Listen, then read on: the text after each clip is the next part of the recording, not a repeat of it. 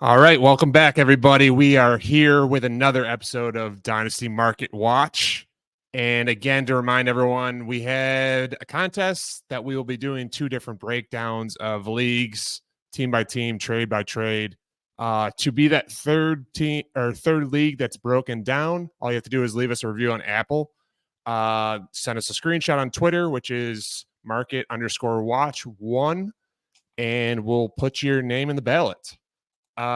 Just a reminder, everybody, we are a bulletproof family of podcasts, so make sure you check out their feed as well. Lots of cool content creators. One thing you'll notice that's a little different, I am doing the intro. This is Brian, not Todd. Todd is not with us, but we do have a guest, and we are going to switch things up a little bit today. A little bit more of an interview. We're super excited to have this person on. We got Tyler Moore, which is Tyler_FF on Twitter. Super excited to kind of get down and dirty with some of the rookies with him, talk about his threads, how he got his start, all that good stuff. So thanks for joining us here today, Tyler. Hey, thank you guys so much for having me on. We were in a group chat talk all the time, so I'm honored to finally be on the podcast here. Just one quick correction. That's Tyler_FF_. So there is an underscore at the end of that for Tyler's Twitter handle. So. My bad. Just want to get the right information out to the people because his threads are a great follow, especially this time of year. So Tyler is, in addition to incredible threads, he is an Atlanta Hawks fan. We were just talking off air a little bit about that. So we won't go too deep into basketball, as most know that we're not Hawks fans here. But I do want to kind of give a little bit or get a little background from Tyler. You know, what is his base like in terms of football, fantasy? How long has he been playing Dynasty? What started these threads? If you could hit us with some of those, I mean, we would love to hear that for sure. Yeah. I grew up as a Alabama fan, went down to Alabama, loved football from, the get-go. College football has always been, one of my passions, something I've loved watching. I really got into NFL because of fantasy in high school. I will always say I think I drafted one of the worst fantasy teams of all time. Just due to extenuating circumstances. I had Julio Jones. He broke his leg that year. It was Trent Richardson's second year in the NFL. So after his good rookie year, Matt Ryan was garbage without Julio that year. Gronk didn't play at all. Josh Gordon didn't play at all. It was miserable. For some reason, I came back and kept playing. But that's the whole reason I, got into the NFL was fantasy. And growing up in Alabama, I didn't really have a pro team, right? You have your college teams, you don't really have your pro team. So I just, root for my fantasy teams every year. And then, I got into Dynasty, wasn't, maybe about 8 or so years ago now. So I feel like pretty fresh compared to some people I hear out there in the community. But I think it was actually the Dynasty Nerds podcast. I just stumbled upon it one day and was like, this is an awesome idea. Got a few people together and, then rest is history, basically. I think your origin story is probably more common than anyone would guess. Myself included, like we talked about it a little bit. I was not the biggest football fan. I grew up in Syracuse, so same thing, college town, but mostly a basketball town. Football was, Don McNabb and those kind of guys. But overall, you've had obviously a better college football experience than I have and most people. But it's funny that I vividly remember my first Dynasty trade that I made. I ended up trading Kyler Murray for Sam Darnold, I think. And that was something that I was happy about in the moment. And that was just, it showed how much of an idiot I was at the time, like how most people are when they first start. So, just, kind of give you a little grace here there. So when did you start, when did you actually start doing film breakdown and stuff like that, Tyler? Yeah. So with that, I actually, it was maybe a year or so out of college. I was like, you know what? One of my buddies said, hey, I have this Twitter account and, all I do is just follow sports stuff on it. I don't follow any of my friends, anything like that. It's just sports news. I was like, that's a great idea. So I did that.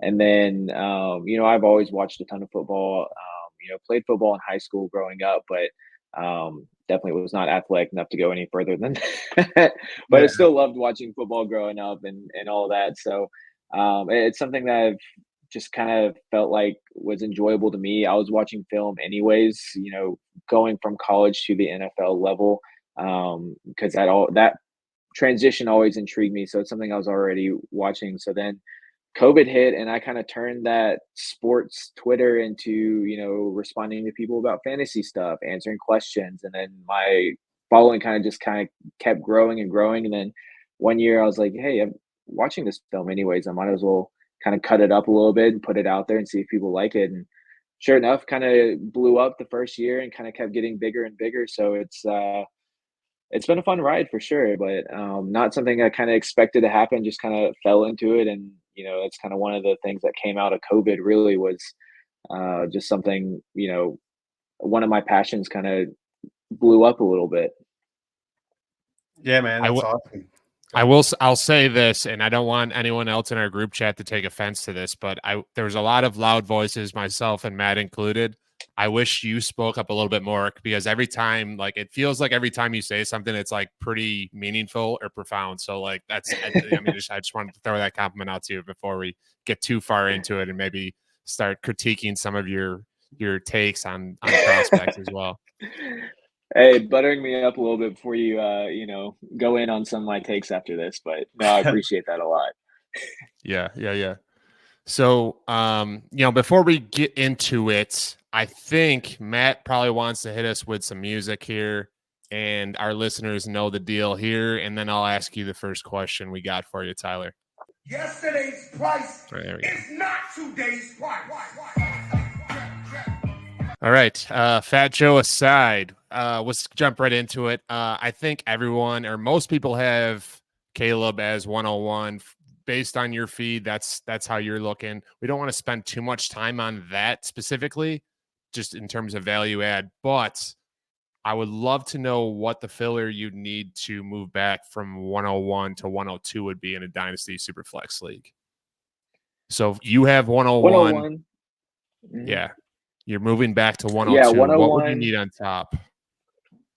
I would need, honestly, like, I feel like fair market value, what you're looking at this point, I think you could easily get a random 2025 on top. I think the Caleb Williams hype is just way up there. I think everyone is enthralled with Caleb, and then there's so many other questions about Drake May, Jaden Daniels, even JJ McCarthy, that next level of quarterback. If you're looking at the quarterback position, I think fair market value at this point is a 2025, like, random first. I feel pretty good about that. And would you prefer a random 25 first over like 109 of 2024? I think so. I think I would. I think that randomness value to it, I think, is going to play a lot into it. And then also next year's class, I think, has a lot of elite talent there at the top, especially at the running back position. So I think we're going to be pleasantly surprised with that next draft class. Quarterback is definitely going to be its weak point. So, kind of depends on what you're searching for in the draft as well. But I think next year is going to have a really strong draft class as well. So you have Marvin Harrison at 102 right now, or it sounds like you have him over the quarterbacks right there. Yeah, I think that's kind of the tier, right? So I think Caleb Williams is personally in his own tier there. And then the next one is going to include Drake May, Marvin Harrison, Daniels, and Neighbors there. Yeah, 2 through 5. Yeah, I'd agree with that. Okay. Yeah. So that is kind of our transition. We want to get into like the top, what a lot of people have as the consensus top 8, right? So that's, the players you mentioned, including, and then Odunze, JJ McCarthy, and Bowers. Yeah. Okay. So that's our 8, right? So QB 2 through 4, based on your film threads, everything you've seen, who is QB 2? Who is QB 3? Who is QB 4 for you? Yeah. So I'll say in my breakdowns, I always try to hold off on quarterbacks until after the draft. I've definitely watched all these quarterbacks. I watched, like I said, a ton of college football. We're not going to hold it to you. Yeah, it's just one that I think I really got burned in that Sam Howell draft class, and that was kind of the first one that I really started putting stuff out there on the quarterbacks. And like I said, it really burned me a bit on there. So I want to you see were a big drafting Howell more. guy? I was a big Howell and Corral guy. I like them both, honestly. Yeah. I think Corral, he didn't really get a fair shake, injuries and stuff like that. But yeah. Corral had a ton Anyways, of steam. I remember that for sure. Not to go on a tangent. Corral was definitely, he was hyped up big time. yeah, I will say I didn't like Pickett out of that draft class. So I mean, that, at least that one's played out, but the other two not so much. But yeah, behind Williams, I think my order at this point is Drake May, then Jaden Daniels, then JJ McCarthy. But I do like all three of them. I was kind of further down on JJ than maybe some of their more, some of the more hyped up people on him. But I've definitely come around. I really like all three of those quarterbacks in different ways and different skill sets, but I do like them all.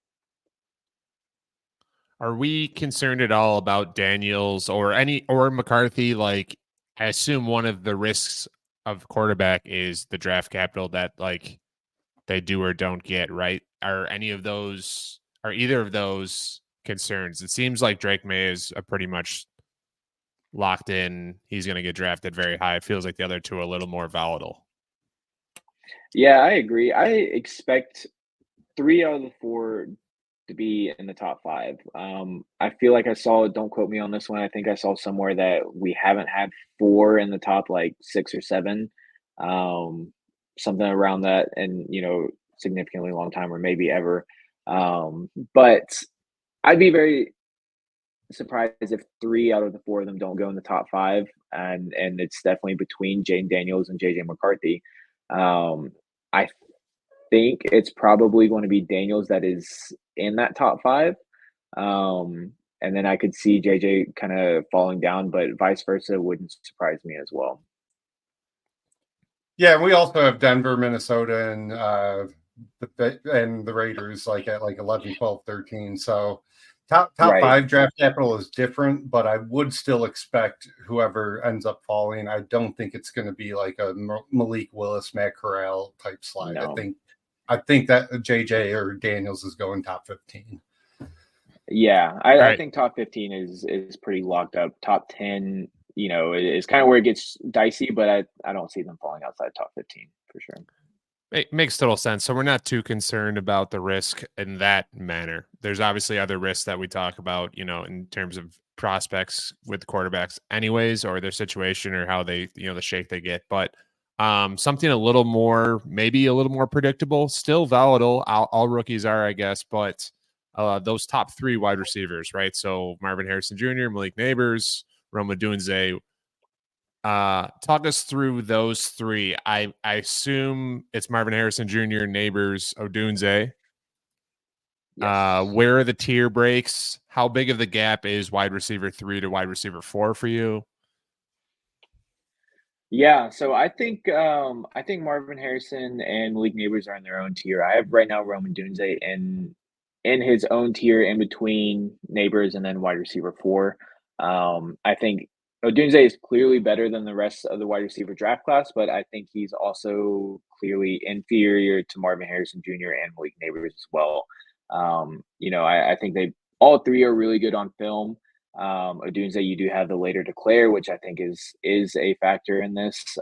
Even though he is really good, you still have to take that into consideration. Whereas Neighbors, Harrison, both younger prospects, and I think there are a few additional holes in Odunze's games that I just don't see in either Harrison or Neighbors at this point. So one thing that I've noticed just by how you're talking about some of these prospects already with breakout age and declare status, like your rankings are not just based on what you see on tape. Like you also take into account their analytical profile a little bit, it sounds like. Yeah, I do. I generally say it's probably like 75-25 film to analytical. I think it would be, kind of irresponsible to not include some of those analytical profile things that at least I know. I'm not a analytics guy, but breakout age and certain metrics along those lines are things that I know play a very significant predictive role in their success rate. So, I mean, I feel like it would be irresponsible, like I said, to not include those in my rankings. But again, I very highly lean towards the film side to it. Yeah. So I think we want to liven things up a little bit more. Let's go with a would you rather. Tyler, you ready for a couple of would you rathers for the rookie wide receivers? Yeah, versus let's do a vet. it. All right. Okay. So Matt, you want to do Odunze first? Yeah, I'll do Odunze first. So would you rather have Rome Odunze or Nico Collins? I think I just saw this trade go down the other day. I think that's really close. I think I'm going to go with Rome Odunze because I am a little bit worried about the Texans wanting to bring in Keenan Allen. There's that report. Already with Tank Dell and Nico Collins. Nico kind of has that 1 year wonder kind of thing on his head right now. So we'll see. But I think I'm going to go with the upside of Rome Odunze. All right. Next, I'll test your Crimson Tide loyalty here. Would you rather have Rome Odunze or Davante Smith? Oh gosh. I think I'm going to go. I will say that I am very willing to go against my Alabama guys. I've been You've never against struck me as much of a Ryan homer. Rumsfeld.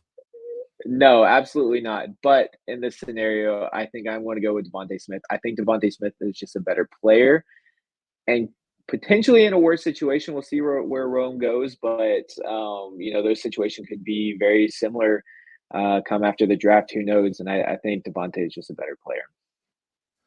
And I think I know where you're going here then. Rome Odunze or Jalen Waddle? I'll go Jalen Waddle. I feel basically the same thing applies there. Yeah. I think Jalen is a better player, potentially currently in a worse situation, but we'll see. Like I said, Rome could go somewhere where he's not, immediately the wide receiver one there, and could be in a very similar situation as those two. Real quick, let's test something. Jerry Jeudy or Rome Odunze? Okay. Just testing the Bama. Okay, yeah. Okay. Bad it's joke. obviously Bad Jerry joke. Jeudy. No, I'm kidding. No. Yeah. All right. Sarcasm for the listeners. All right. Sarcasm on that last one. Brian, you want me to dragged on Twitter? Brian, you want me to ask him some neighbors comps or? Yes, sir.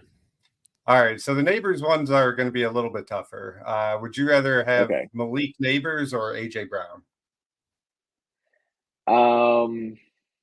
Yeah, that is tough. I'm going to go with Neighbors on that one. I think AJ Brown is elite. I think Malik Neighbors could also be elite and just younger.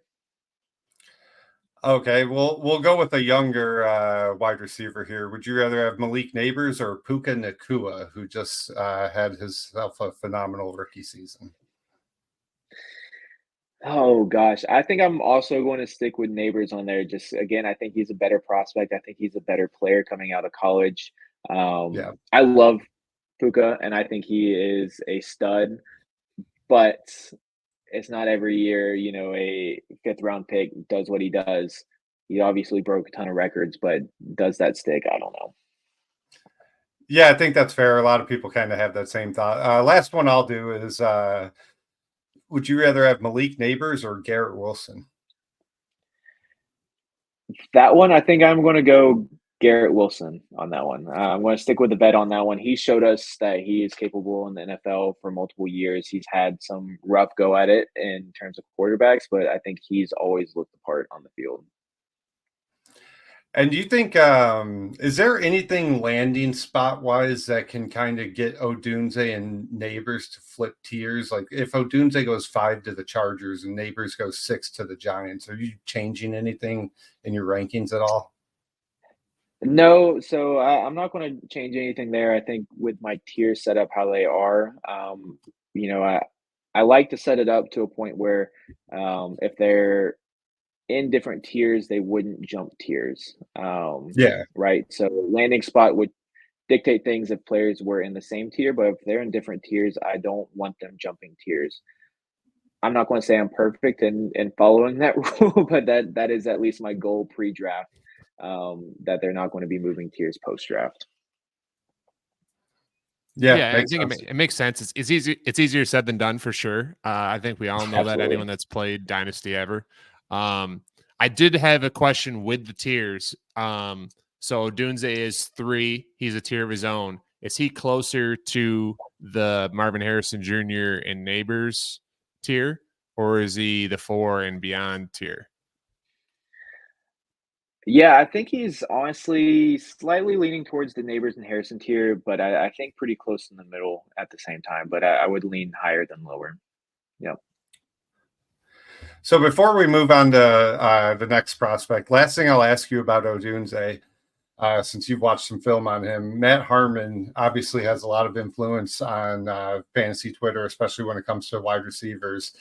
Released his comp for Odunze the other day, and he said he's doesn't make this comp lightly, but he calls him Davante Adams, which would certainly suggest he should be closer to that elite tier. Do you think that's a worthy comp, or do you think that's a little like he's getting ahead of his skis on that comp a little bit? Yeah, I think Rome is a player that, Harmon and myself disagree on. I, also look at Harmon stuff, and that's something that carries a lot of weight when I'm looking at players. And that's something I do want to kind of go back and look at Rome's tape, because I haven't looked at it since that dropped. But I think we somewhat disagree there. I can see the similar play styles in a way, in the way that they separate. But I think Davante Adams is just on a fully different level on some of his route running abilities. But Rome was green pretty much across the board on the reception perception. So that's interesting. I don't think I fully saw that. It's a really challenging comp to make for any prospect, whether it Marvin Harrison Jr., like anybody, to be like, hey, one of the best receivers potentially ever, in Davante Adams.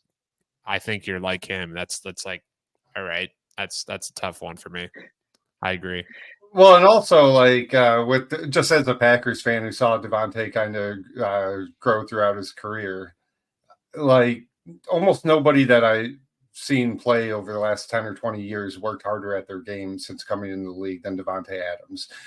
So, I mean, that's where a lot of the footwork and route running and releases at the line of scrimmage have come from. That's why he took a year or two to actually develop and start producing like we know he can now. So it's hard to project any of that type of work ethic and stuff like that with any of these prospects. So, Matt, are you comparing Quentin Johnson to Davante Adams then? Is that what I'm hearing? No, I think he's N'Keal Harry or some worse version of that. not a QJ guy. Yeah. So I think we spend a lot of time on those top couple of receivers. I think we need to give Brock Bowers a little love. We've talked about the quarterbacks. We talked about the receivers. Is he above Kyle Pitts as a prospect? Is he above any other tight end that you've seen as a prospect, how they look? And then second question is draft capital and landing spot. Do those things matter with him in terms of fantasy? Yeah, I mean, for him, he is probably tight end 2 of the players I've scouted going back probably 5 years since I've been really putting grades together on these. So he would be behind Kyle Pitts for me, but ahead of pretty much everyone else in recent history that I've been putting together. And draft capital, I don't think really matters too much for him. I think he's a near lock for probably the top 15 in this class. I'd be really surprised if he drops past there. So anywhere in there, I'm liking where he lands, honestly. So in terms of you're in a rookie draft, his 107 or whatever he is, that's not changing much if he's on the Chargers or if he's on the Colts or whatever the case is. It's pretty much where you're at. Yeah, he's pretty locked in there. I have him right now in a tier with JJ McCarthy and Rome Odunze. So that kind of 6 to 8 range is kind of where I have him, and I don't think he's going to move higher or lower than that. So I don't think he's really jumping Neighbors or Marvin Harrison. I don't think he's falling behind like the Troy Franklin, Worthy, McConkey, that kind of group either. Yeah, and I think that's pretty common. Do you want to just take a quick 30 seconds or a minute to explain he wins it? He's a much different prospect than Kyle Pitts. They win in different ways, right? Bowers works a lot of shorter area. He's a better react guy, et cetera. So do you want to touch on that a little bit? Yeah, I mean, he's a completely different player than Kyle Pitts was. Kyle Pitts was this athletic monster that was also extremely good at catching the ball and playing the tight end position. Whereas Bowers, I think, is just so much more like technically sound and is great after the catch, is, an elite inline blocker, even at his size. Hmm. They both have excellent hands. They're both, good at the catch point and physical within their route running, but they win in different ways for sure. Yep, makes sense. Before we kind of get into the running backs, these top 8 guys that we've just kind of discussed, do you want to give us like who is the most likely to bust and who is the least likely to bust? Like who's the safest and who's the riskiest kind of prospect? Keep in mind, we'll pull receipts, Tyler. So this is your integrity on the line here. Hey, I guarantee 100%, correct on this one. So, no, I think the least likely to bust is, I think, one of two players, and that's Caleb Williams and Marvin Harrison Jr. I think they both just have the pedigree. They both have produced at high levels consistently, and there's just like zero holes in their game and their profile to like significantly point at, and that makes me feel a lot better about them as prospects. Um, Highest likelihood to bust, I would put that at either McCarthy or Daniels, just because again that's that draft capital, and then also while I like a lot of their traits, I also have significant questions about both of them. It's interesting to me, like I agree with those two being the most likely to bust, but are their booms potentially higher than Caleb's boom, or Caleb's I think pretty so. good? Like those two range of Yeah. outcomes are pretty wild. Yeah, maybe not so much with JJ. I think JJ's ceiling is probably close to like where Caleb's like middle ground is at, or maybe above average expectations for Caleb Williams. But I think Jaden Daniels has like, I mean, legitimately like QB1 upside, like the height of Lamar Jackson upside there, just with his rushing ability and his ability to produce for fantasy purposes. So when I say that specifically just for fantasy purposes, of course, real NFL Right. might be a little bit different, but I think Jaden Daniels just has that like insane upside for fantasy. So I was trying to think, maybe you can come up with a better comp for me. Like, so if we're talking a floor outcome for Caleb Williams, like you said, he's the least likely to bust. Does it look like something like Trevor Lawrence's first couple years, where it's like this guy is clearly good, but he's frustrating for fantasy, and we kind of hoped we'd see a little bit more on the NFL side. Maybe he's not getting the coaching that we want, et cetera. Or is there like a lower end outcome worse than that you can kind of see in play? Yeah, I'd be really surprised if he comes out at a lower outcome than that. Like again, like you just see the potential coming from him, and you see that he's a good player, but maybe some external factors aren't there. Hopefully, that's not the case, because I think we can all assume he's going to the Chicago Bears, and the Bears now have DJ Moore and Keenan Allen and Cole Kmet. Obviously, the wheels could fall off one way or another. We're not here in the future, and Matt Eberflus has not instilled a ton of confidence either way so far. So I mean, it's possible, but I would be more surprised in this scenario. Yep, makes sense. Anything else you want to touch on, Brian, before we get to the running backs? No, I think we covered the top 8 pretty well here. Yeah, Tyler, I appreciate that. For sure. We're talking about the good. Now we're talking about more of the bad, in my opinion. And that is the running back position in this class, right? So it's kind of like it's one of those things where it's like, do you like the first but the worst of the class? So who's first in this class for running backs for you? Yeah, so I've been kind of pounding the table for him as much as one can in this draft class, and that's Marshawn Lloyd. Marshawn Lloyd's one of my favorite running backs in this class. Yeah. So want to talk about what separates Marshawn Lloyd from the junk heap that we have otherwise? Yeah, for Marshawn Lloyd, I feel like he has a very complete game. One that we haven't seen a lot of volume from particularly, but we've also seen him succeed as a runner. We've seen him succeed as a pass catcher, which a lot of these other backs in this class have a question about one or both of them, honestly. And I think he's, like I said, one of the more complete backs in this class. He's super explosive. Again, both in the yards after catch, yards after contact, missed tackles forced. He hits a lot of really fun metrics, I'll say, for running backs. And he kind of had a weird start to his career with a torn ACL from the get-go, so he is a bit of an older prospect, but I think he just checks a lot of the boxes. He's kind of put to rest some of those concerns, at least about lingering injury with his combine. Put that together, 9.29 RAS score. So I'm pretty all in on him, honestly. It's going to take a significant fall in draft capital for me to move off that. Let's say he goes in the top 3 rounds of the NFL draft. Where do you project, or where would you draft him in a rookie fantasy draft, in a Superflex fantasy draft? Well, so like, that's are we talking like early 2, late 1, or are we talking like more like middle to late second round? Like, how shitty is the shit? Yeah, so I'd say like early 2 is probably what we're looking at, right? So it's definitely not great. I think a lot of wide receivers and or quarterbacks would have to fall for him to somehow make his way into the like late 1 conversation. I think he's firmly like 2-3 picks into the second round.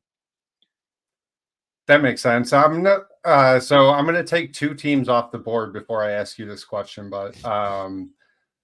So the best landing spot, or a couple landing spots that you'd really like to see Marshawn Lloyd go to, and I'm removing the Chargers and Cowboys because everybody wants their running back to go to the Chargers or Cowboys because there's a immediate opportunity, great offense, etc. So take those 2 off the board. Like, what's a couple other landing spots you'd like to see or you'd be happy with? That's funny. I think I literally wrote those 2 up in my write-up of Marshawn Lloyd. So that's no easy outs. Interesting one. Yeah, for real. Off the top of my head, I'm thinking, what is it? The Raiders don't really have anything there right now. Yeah, like Alexander Madison, Zamir White. Yeah, I mean, like literally nothing there. I think that would be an interesting one. They already have a couple weapons on the outside for receiver help. They got to hit quarterback. And if they hit quarterback early in the first, Marshawn Lynch could be a pretty good back to add to the stable, in those early to later rounds in like second or third. So one of the guys that you had in the same tier as Lloyd, but as your RB2, Jonathan Brooks, would he be your RB1 if he never got hurt? Yes. Yeah. Simple answer is yes. But the issue is that he did get hurt. And, I don't think that's going to necessarily hinder him long term. At least I hope it doesn't. But I think we see this all the time of like, oh, he's hurt. So he's just going to take some time to develop, and everyone in the Dynasty community recognizes it, drafts him appropriately, and then when he actually takes time to develop, everyone's like, whoa, he's a bust, he sucks, So yeah. I think we see this like every year with some prospect, and I'm just not trusting it. So currently my RB2, because I also kind of feel the same way as I do about Marshawn Lloyd. I think he is the most complete back in this class, or one of the most complete backs in this class, but that injury is going to hold him out of camp. All the training camps this summer and the spring. It's going to take him time to get with his team.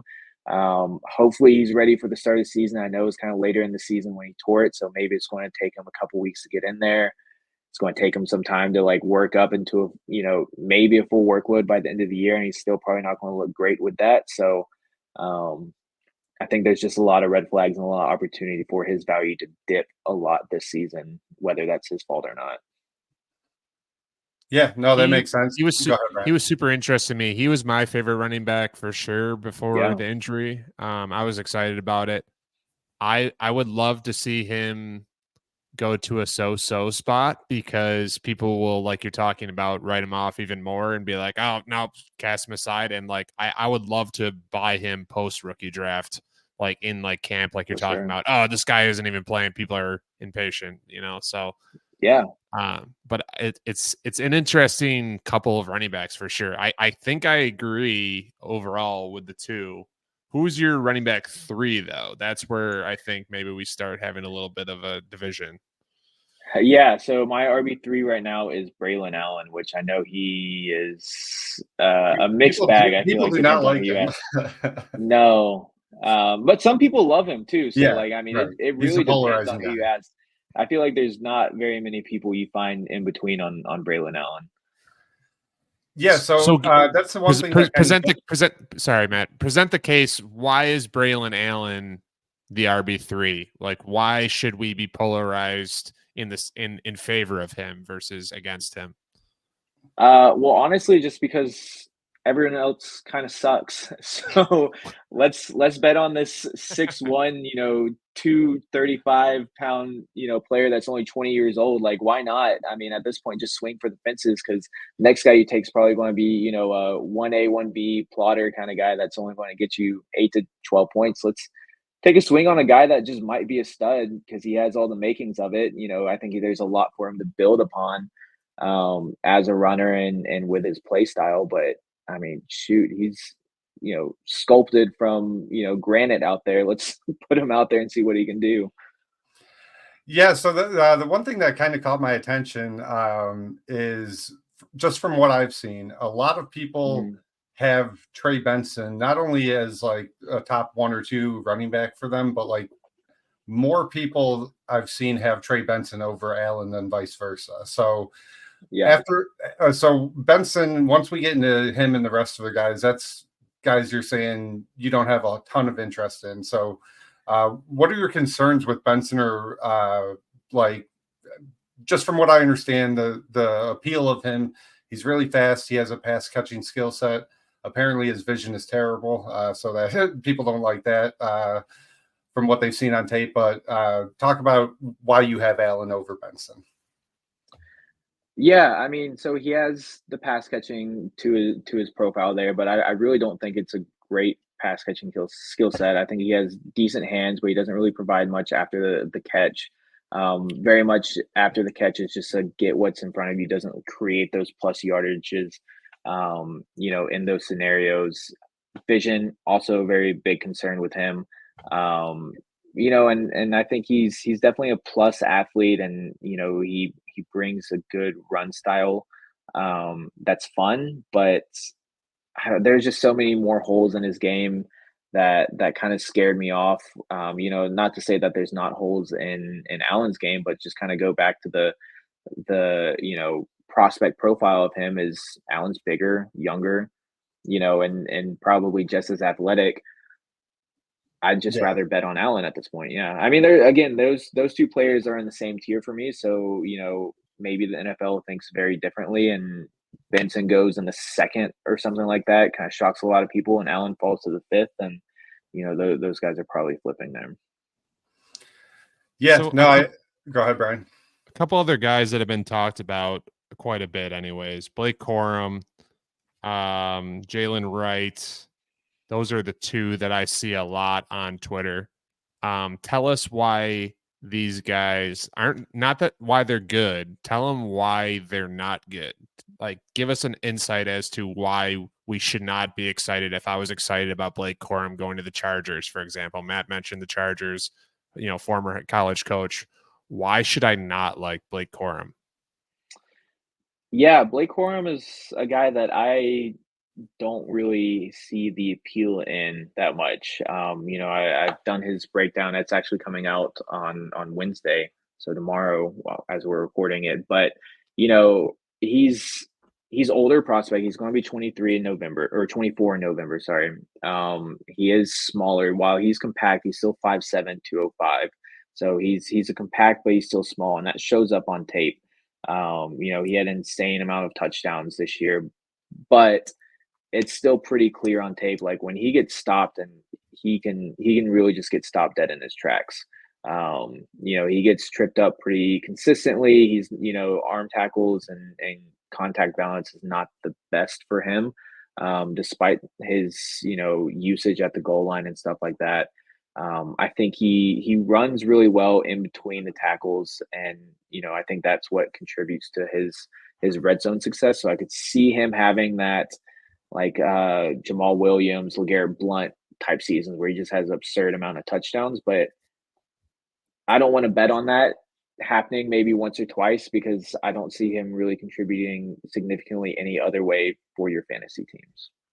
And with Corum, do you think those concerns that you just laid out were there on his tape pre-injury? Because I've read about some of I think he had an ACL tear, or maybe I got that wrong, but he had a major injury, zapped some of his bursts supposedly. I know some film guys say he looked like a different player in 2023 versus 22. Is that something you noticed at all? Yeah, there's a little bit of a difference there. I did purposely go back to his previous seasons to kind of take a look at that and see if I noticed that, like, oh, I really liked 2022 Corum, but I hate 2023 Corum. But I think there was a drop off there, but not something that was significant where I would have loved the player beforehand. Yeah, that makes sense. And then have you gotten to Jalen Wright yet? I noticed he wasn't really on your list. Yeah, so I have not gotten to Jalen Wright yet. I feel like he's kind of blown up in the past, month or so, and with just the focus on the wide receiver position this year and how deep it is, that I've been really focusing on the wide receivers over some of the running backs, because I feel like running backs can kind of be a black hole pre-draft if you don't have a really good feeling that they're going to get pretty good draft capital, or they're not being talked about a lot. You can kind of get yourself into a black hole there where you break down like 4 or 5 running backs that you kind of like, but then they all go like round 6 or something like that. Yeah. And then you're like, all right, well, I just threw all that time down the out in the trash. So I've been really focusing on wide receivers a lot more this year, but Jalen Wright, I think, is a guy I'm going to get to very soon, because I've been seeing his name put out there a lot. And correct me if I'm wrong. I believe I thought I saw you talking about Will Shipley. Am I wrong here? No, you're not wrong. Okay. I like Will Shipley. I think he's pretty good. I do too.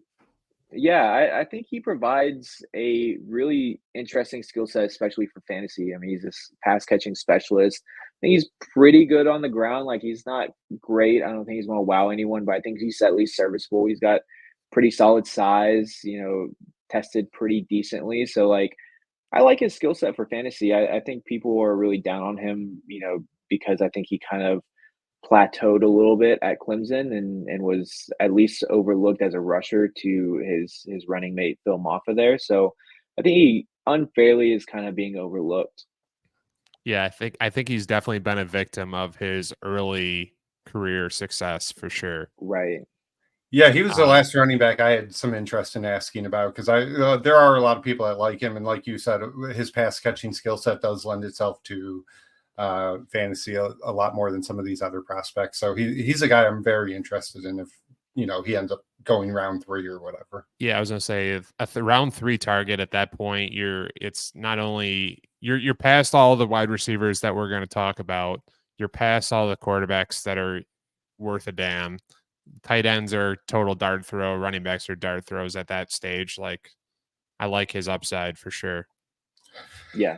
Any other running back that you want to kind of say anything about before we move to wide receivers? Yeah, I'll highlight Bucky Irving real quick. I think he was one of my favorite players to watch on film. If you want just a fun watch and you don't watch film very often, just turn on some Bucky Irving and you're just going to be wowed almost consistently, because he is a extremely fun player to watch. Just tanked at the combine though. Yeah, dude, the combine was brutal. The combine killed it.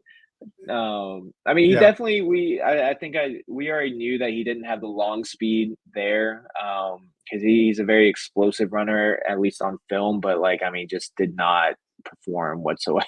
I think have him down as 3.72 for his relative athletic score. So not great, not great. But Yeah. very fun watch, and I still have him as a fun dart throw in my ranks. Yeah, so I was going to ask about that. So, like every wide receiver prospect that's hyped and has a terrible first year or two for a decade now, the optimistic comp is, hey, this guy could be Davante Adams. Well, after last year, small, slow running backs have their guy where it's like, hey, this guy could be Kyron Williams. You never know. So, like, Yeah. if Bucky does get day 2 capital, if some NFL team says we'll take you in round 3, does that give you a little more optimistic viewpoint? Is that going to make you move him up a little bit to where he matches your film, basically? Yeah, I think so. I like Bucky Irving still. I still have him in that tier with Shipley, Benson, and Allen. Just again, that film is really holding its weight at that point for him. But speaking of Kyron, I really like Kyron coming out. He's another one where the combine killed him, but he still got decent draft capital. But I honestly liked him for all the opposite reasons of why he's successful right now. I liked him for his pass catching and his pass blocking, and thought he was a really good skill set in that scenario. And now he's just like this 2-down bruiser that is completely the opposite of what he was in college. I was like, oh, okay, well, I'll still claim it. You didn't have him getting 30 carries a game and 97% rushing share. Yeah, that is exactly opposite of what I saw in college. But hey, whatever. I'll claim the hit. That's the wonders of screwing our heads up. I mean, it's just a matter of like, I remember him being talked about, Kyron Williams, like again, freshman, sophomore, as like the analytic, like metric guys just absolutely loved him and they expected him to test great. Yeah. And then once that happened, that's when I was like, I liked him. But then as soon as if what I thought what he was relying on is not good, right, I'm worried. But then you like to his credit, to your credit, you're right. I mean, he proved that he was legit and in a weird different role, but he was legit. All right, so we covered the running backs. Let's kind of move over to the wide receivers. It is everybody's favorite topic this year. We knocked out the top 3 wide receivers in the opening segment. So I want to get we'll start out with 5 wide receivers that you have wide receiver 4 through wide receiver 8. And it's the 5 names that I think you commonly see in like that end of the first round, early second round. So in order, you have wide receiver 4, Ladd McConkey, Brian Thomas Jr. as wide receiver 5. Wide receiver 6 is Troy Franklin. Wide receiver 7, Xavier Worthy. And then wide receiver 8, Adonai Mitchell. And that's a tier break after that. So so Ladd is your wide receiver 4 right now. That's who everyone wants to know is everyone's wide receiver 4. Yeah, so I officially made the move, probably like a week or so ago. But I'm not gonna lie to you, this tier is so difficult to rank. They are so close to each other. They all have certain traits that I think they do very well, and then they all have significant holes in their game at the same time. I change these rankings, I feel like almost daily, and I look at them, I'm like, do I really want him at 5 or do I want him at 5, right? It's a constant struggle with this tier that I just can't wait for the draft to come around so I can kind of nail this down a little bit better. So we'll start with the first one, wide receiver 4, Ladd McConkey. The most common comp I think I've seen from him in the last month or so is Deontay Johnson. What do you think about that comp, and do you have a better one? Yeah, I will say I'm notoriously not good at comps. So okay. They're more fun than useful in my opinion. Yeah, absolutely. I'm glad we finally got away from the like Hunter Renfrow comps that everyone was giving Ladd McConkey. I was like, dude, he doesn't play in the slot like you think he does. Just because he's like he's white. Just because he's white and like a little bit shorter does not mean that he plays in the slot. But yeah. No, I do like the Deontay Johnson. I think it really fits because he wins very similarly where he, creates a ton of separation. He's such a sharp route runner and is a technician in that way. I think that fits. Yeah, one of my favorite moments from the past week from that group chat that we mentioned that we're in is one of the guys, Goose, saying, "Oh man, I can't believe Lad had a great reception perception profile." So you couldn't believe that, or like that was set in stone that was going to happen. Everybody knows he's a great Yeah, exactly. So yeah, I mean that's the selling point with him is even people that are kind of down on him, they will say that he's an awesome route runner. What are some concerns that you have with Lad? Yeah, Lad, I mean, there's a couple concerns here. There's, just his production profile is very lacking. I think he would have had a really good final year in 2023, but he dealt with some nagging injuries, a couple different ones that held him out of a few games. But I think if you watched Georgia this past year, it was Brock and Ladd. Those were the two guys. Those were Carson Beck's main two targets when they were on the field, and when they were struggling, or they both dealt with injuries this year. When they were both out, team was a different team. So I wish we got to saw that, but we didn't. So that's still a definitely a point of concern. Is just he's never put up a really big season. Additionally, there's also kind of the injury history. He was kind of, banged up here and there. Contested catch is a con that I have for him. Don't really see it too often. Yeah, He he's always wide. separates. Yeah, exactly. But even when he wasn't, they just, it was okay, nothing crazy, which I think you kind of expect with his archetype of a player there.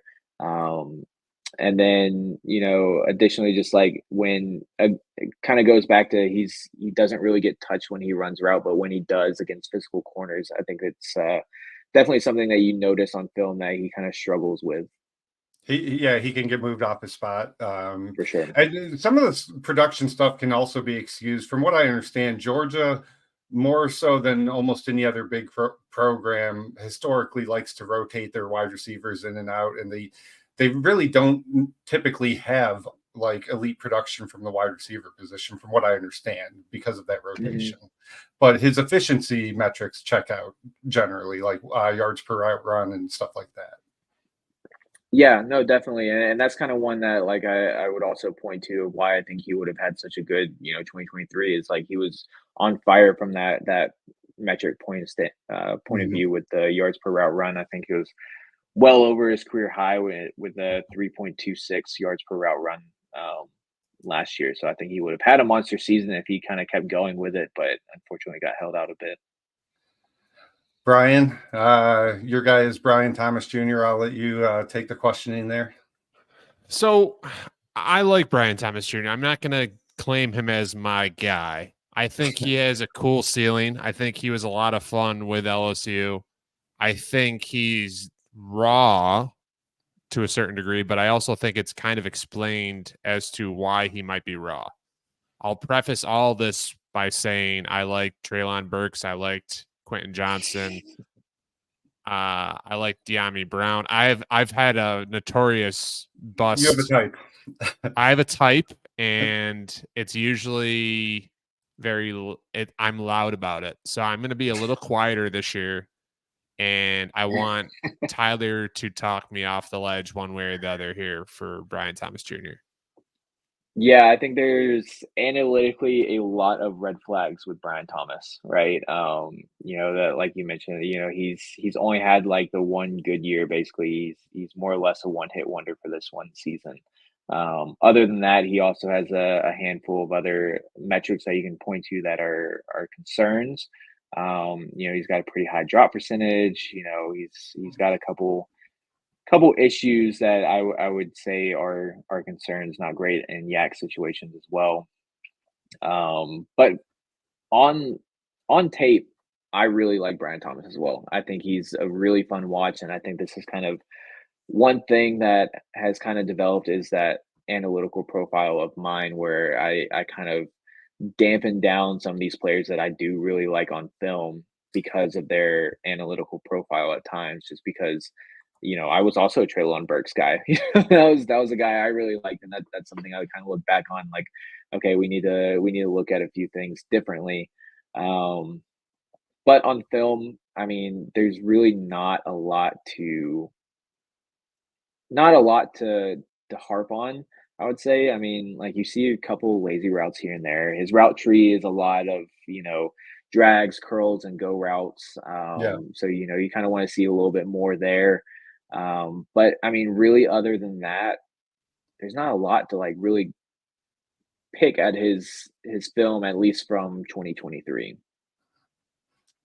Okay, Yeah. that doesn't make me feel terrible. What I No. before we get to the rest of these couple that Matt mentioned, I think it is interesting, and what's scary yet so exciting about this class is this wide receiver 4 through 8. If in a year or two you told me this guy is like a top 12, 18 dynasty receiver, I would not be shocked about any of these guys being that. Yeah. Do you kind of feel like that is kind of where we are with this entire glob, to use Todd's terminology? Yeah, I think so. I mean, I think this entire group here has, top 12 potential in them, like top 12 dynasty wide receiver potential. And that's, I think, why they're in this tier for me, too. I think you go below this tier, I just don't see that upside with them, and also see a lot more holes in those other wide receivers' games. So that's kind of what defines this tier is the upside, along with their skill set. And, unfortunately, some also holes, and that's why they're not a little bit higher with like Rome Dunze and the others. But yeah, I could see like half these guys hitting, and it's it's hard to pick them at this point. So speaking of upside, I want to ask you about a guy that I am definitely lower on than pretty much everyone else I've talked to. Your wide receiver 6, Troy Franklin. To me, he strikes me as just a speedy, low target share, high A dot type player. Those are not typically the type of guys that I want to invest in, either as prospects or as players. Is that an unfair characterization? Does he have more to his game than that, than just stretching the field? Yeah, I think he does, honestly. I think he has a pretty well-rounded, game to him. I think he has one of my favorite traits about him is his release off the line of scrimmage. Mhm. I've seen people, I think, incorrectly comp him to Davante Smith. I don't agree with that. I think that's kind of a mix of just how he looks on the field with a, smaller frame and whatnot. But I will say his release does remind me a lot of Devonta Smith. Like, Devonta Smith's release was insane, impeccable. You never saw, everyone was like, oh, he's got a low BMI. Corners are going to get their hands on him. No corner touches him off the line of scrimmage. I feel very similar about Troy Franklin in that regard there. Um, I think, he is a speedy, taller receiver, but I think he throttles that speed very well. I think it's not just one year of like he goes 100 miles an hour and that's it. I think he does a really good job of going to 100 to 60 and then back to 100 to kind of throw off DBs and really mess with them in that route running aspect deeper down the field. Um, he was definitely used more as a deep threat, but I think with his skill set, he could be a threat at all three levels. Yeah, that's fair. And then we can kind of Bunch round these out together. this tier with the Texas guys. Xavier Worthy, Adonai Mitchell. A lot of film people I talk to studying these two wide receivers, their main takeaway actually is that Quinn Ewers is terrible. So I've heard that from almost every film person. And then there's kind of effort questions with both of these guys, isn't there? Like they're quitting on routes, etc., stuff like that. So want to talk about them a little bit? Yeah, I mean, unfortunately, Quinn is keeping strays, catching strays this whole offseason Yeah, because of these two guys, and not even to mention Jatavian Sanders as well, super right. Yeah. athletic tight end. But yeah, I mean, poor guy, he's still a college quarterback. I think, he's not like he's Andrew Luck or anything on that. So unfortunately, that's probably the best you're going to get more, 9 out of 10 times in college. But Yeah.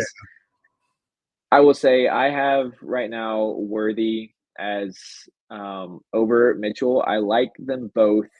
I think there's just more, again, I'm going back to the analytical profile a little bit. I'm more worried about Mitchell in that, sense than I am with Worthy. Worthy was a very early breakout, had a good seasons from his freshman year on, basically. Had that little dip in 2022, but bounced back pretty well in 23.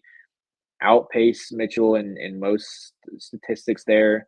Mitchell has a concerning yards per route run, which is again going back to his analytics. And then kind of the same thing with Brian Thomas. He's had that 1 year wonder kind of deal in just 2023. But Mitchell looks pretty good on film, right? Like when you're like, oh, this guy can be real good. Like that's the juxtaposition of it all. Like what the hell, man? Absolutely. I went on Mike's podcast and talked about him for about an hour, and I was just like, I don't get why he didn't dominate. I don't get it. And that the don't get it part is maybe that's why we don't want him. I don't know. Yeah, I mean, he's a really fun watch, and literally, like, I look at this tier, I feel like almost daily, I'm like, dude, why do I not have Adonai Mitchell at wide receiver 7, or 6, or whatever it is. Yeah. And then I'm like looking at him like, okay, well, Worthy outpaced him. He's a little bit safer. So then I'm, okay, I want to put Worthy here. But like, I literally look at it almost every day and debate to myself on these like 5 players here. He's the guy more than anyone in that group where I'm like, that guy has the star potential, but his range of outcomes is the widest of that group as well. So I think you have him properly ranked for that reason. Just because, like, the volatility is just it's concerning for sure.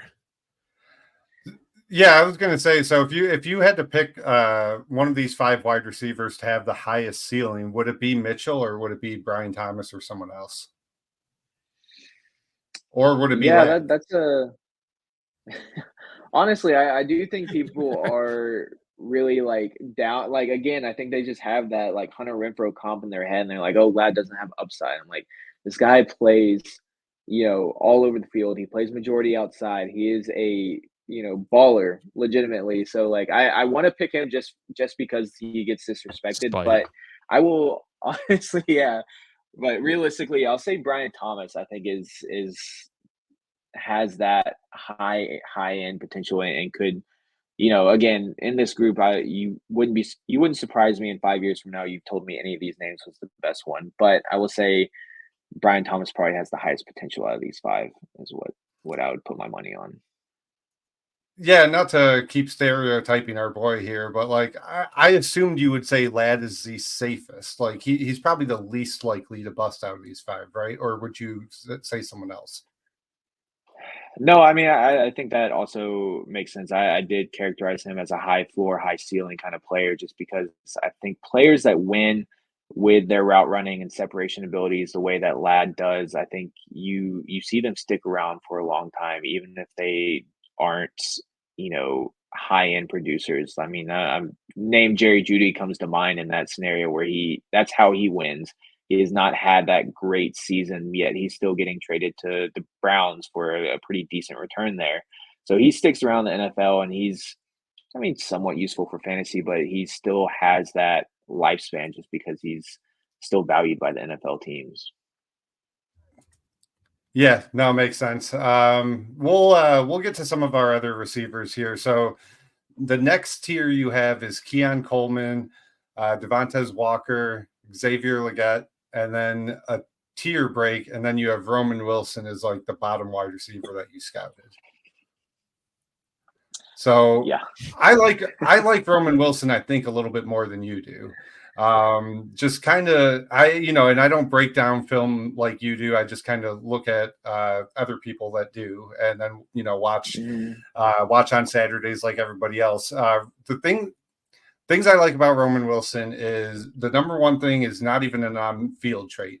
He seems like one of the most competitive dudes in this entire class, and comes across in his interviews and his play style. Like I was looking at one of your threads breaking him down, and you noted how he's an awesome blocker, especially for his size. Oh yeah, and I see that, and he strikes me as the type of dude that's going to basically maximize whatever potential he does have.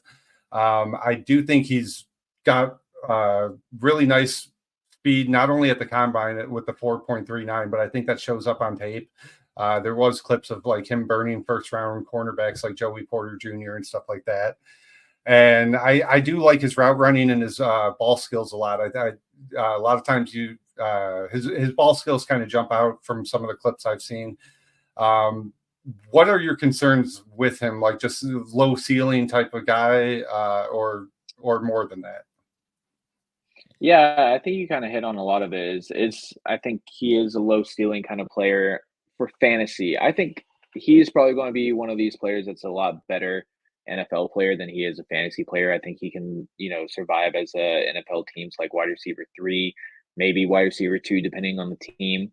I see a lot of average to good traits and nothing that just really pops out as like an elite level anything.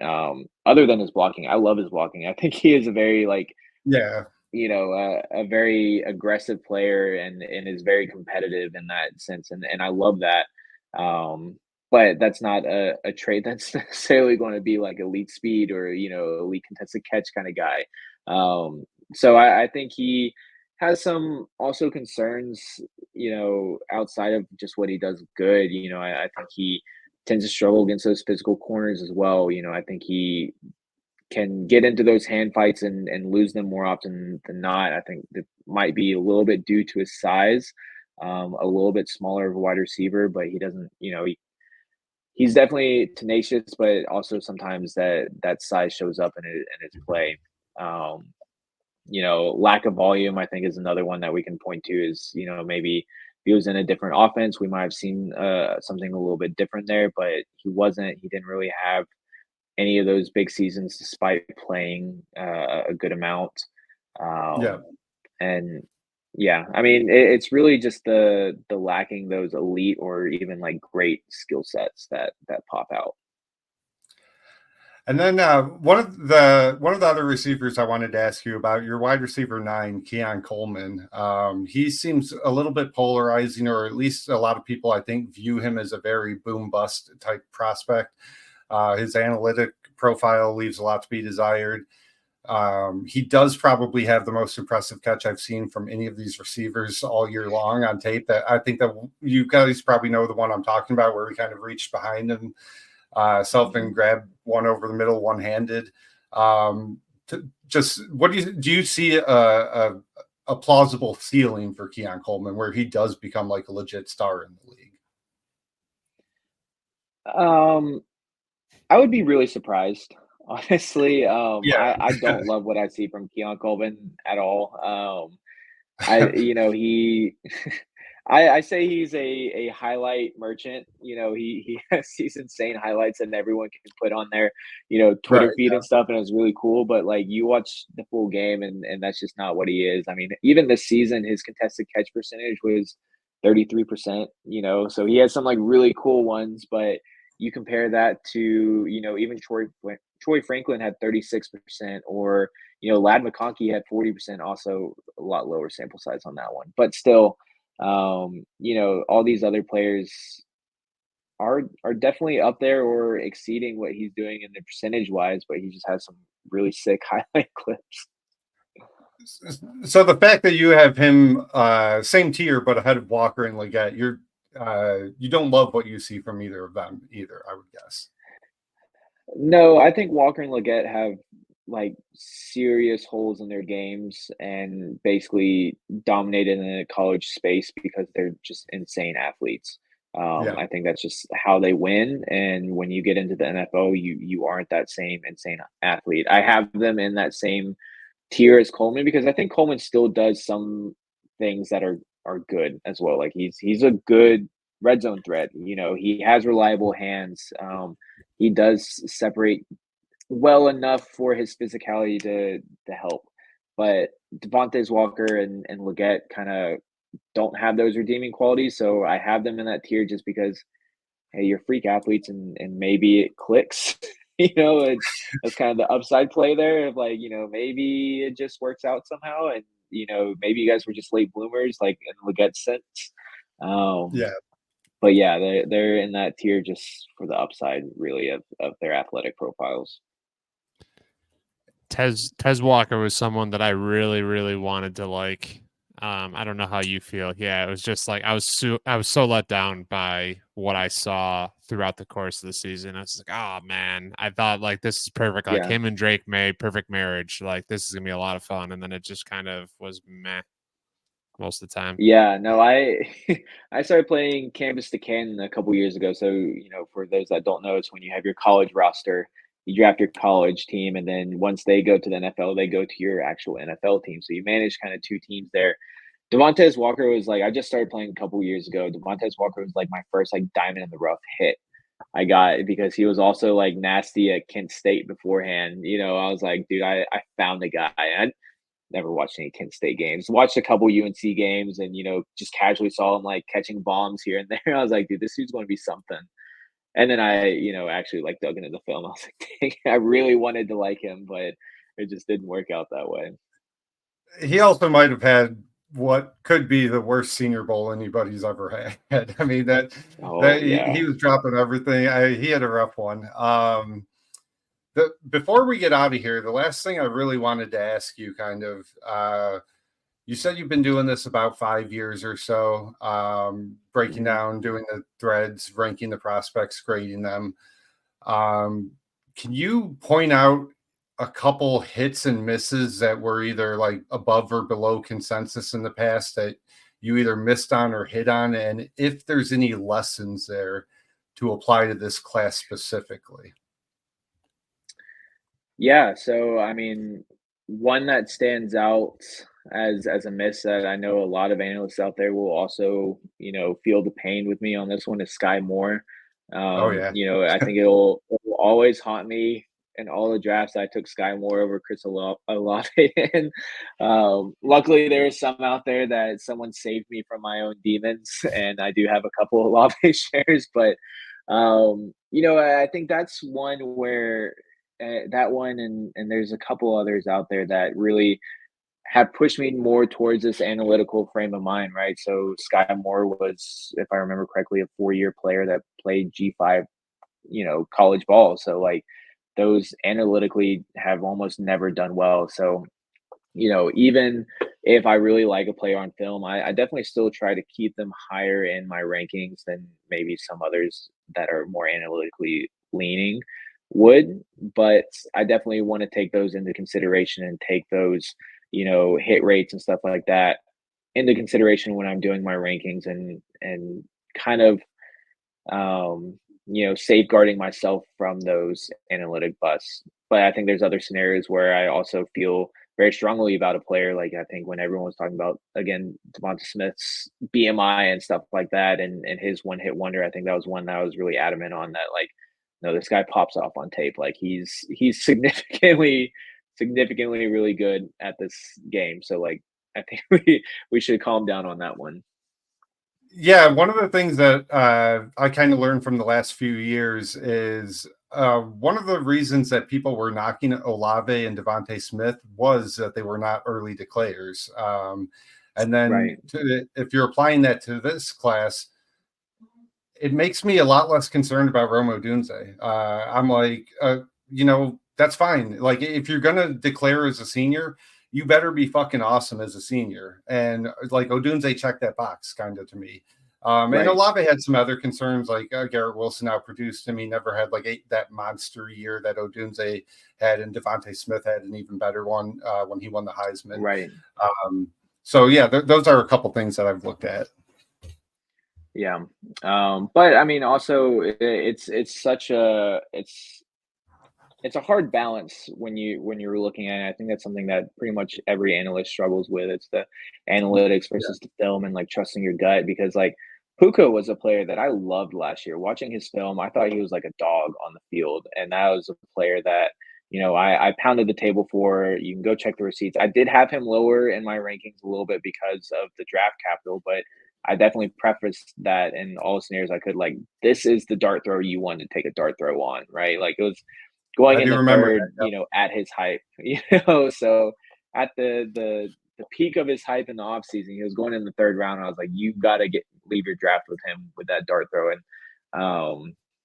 So I mean, he was a guy. So like, I mean, some of these that goes to really, having a balance there of like, yeah, he didn't fit everything analytical, but you also kind of go back and he was, I believe, a high 4-star recruit. So he had the pedigree, went to Washington, kind of had some extenuating circumstances, was hurt, a little bit early in his career. And then his last 2 years at BYU kind of tore it up, even though he was a little banged up here and there. So, that kind of follows the same path as like a Marshawn Lloyd does, right? Banged up early, didn't play a lot, and then had a really good final season in terms of efficiency metrics. So hit that clip. Marshawn Lloyd is this year's Puka Nacua.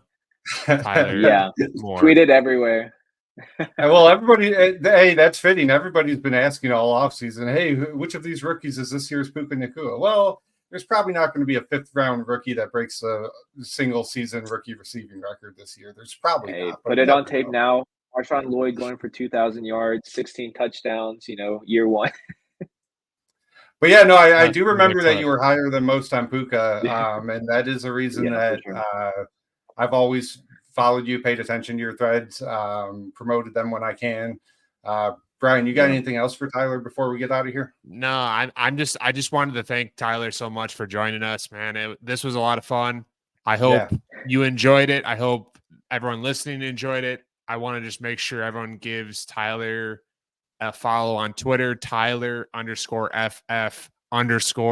to be clear. Yes, that is where you want to find his feeds, all of his general knowledge. I always see him answering questions and stuff. So make sure you check that out. As always, make sure you like, comment, subscribe on all the platforms. Follow us on Twitter, market_watch1. And from us to you and Tyler, yesterday's price is not today's price. And go Celtics.